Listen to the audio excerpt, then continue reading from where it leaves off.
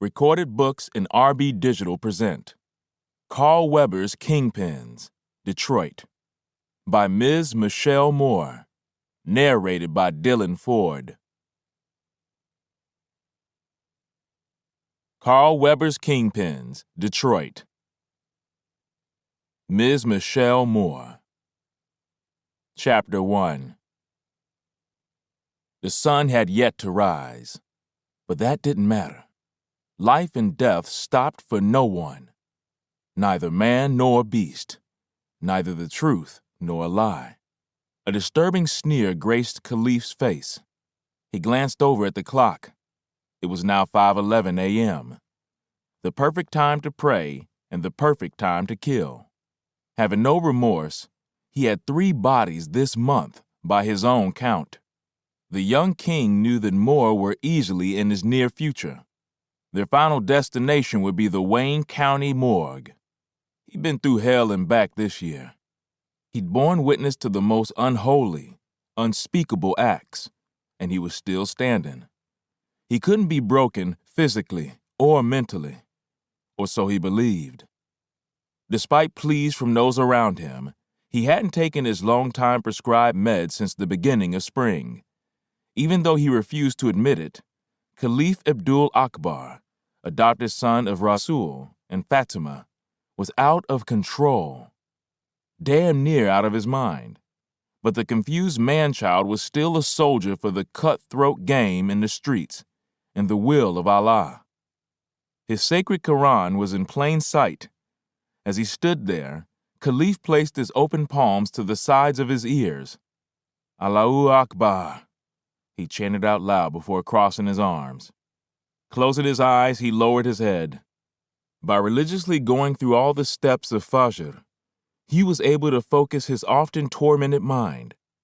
Allah is the greatest, he repeated before dropping to his knees.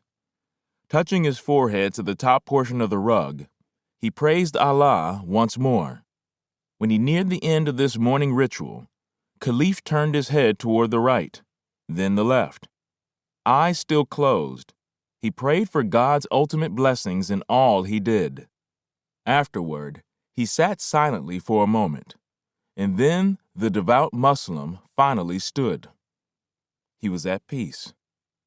After rolling up the multicolored prayer rug, he placed it next to the holy book. Khalif was now ready to start his day. He walked to the other side of the room, then sat on the couch. After reaching down and grabbing his wheat-colored Timbs, he put them on. Then he tossed his kufi on the coffee table, grabbed his gun, and double-checked to see that one was up top. Satisfied, he dipped off into the kitchen. Khalif tucked the firearm in his rear waistband, and then he opened one of the kitchen drawers and quickly retrieved a huge deli-style meat cleaver. With determination on his mind and malice in his heart, the street warrior headed down into the basement, cleaver in hand. His anxious crew members had gathered together in the basement and were passing around a gallon of Hennessy. Khalif watched them as he took out his cell phone and waited patiently to receive a text. Several hours ago, he'd received word that their sworn enemies were posted at a certain stash house located near the old Kettering High School. So he'd sent a throwaway worker named Dennis to the other side of town to make sure the information was indeed true. Not trying to tip his hand, he couldn't run the risk of being made. Even though everyone that worked for him was capable, Khalif didn't have to ask for volunteers when this kind of job needed to be done. When dealing with dummy missions like this one, he always sent half-witted Dennis because he was expendable. Given all the pills he popped and all the lean he drank, if Dennis got caught by the police or even killed by the other crew, then so be it. It'd be no great loss to the organization. This time around, Dennis's task was fairly simple. Creep on the address he was given and take pictures of all the vehicles in the driveway and parked out in front of the house. All he had to do then was text the photos to the Obama burnout. Nothing more and nothing less. It was 5:23 a.m.